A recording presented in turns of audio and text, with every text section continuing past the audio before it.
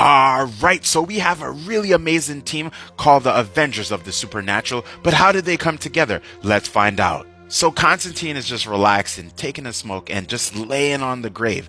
And he's wondering, why is everyone so excited about Christmas? It's just another day.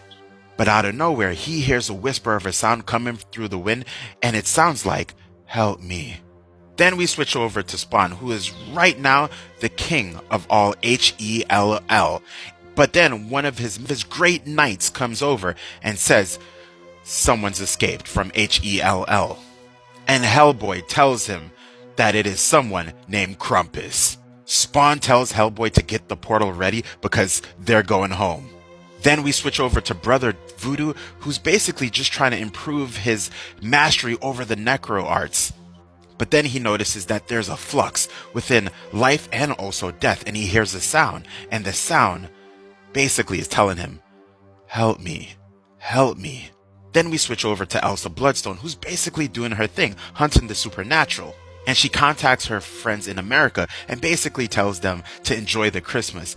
But all you hear is screaming in the background because one of the kids have been taken.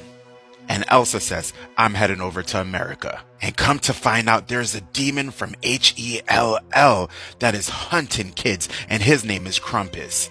Now, in a lot of lore, Krampus is depicted as the antithesis of Saint Nicholas or Santa Claus.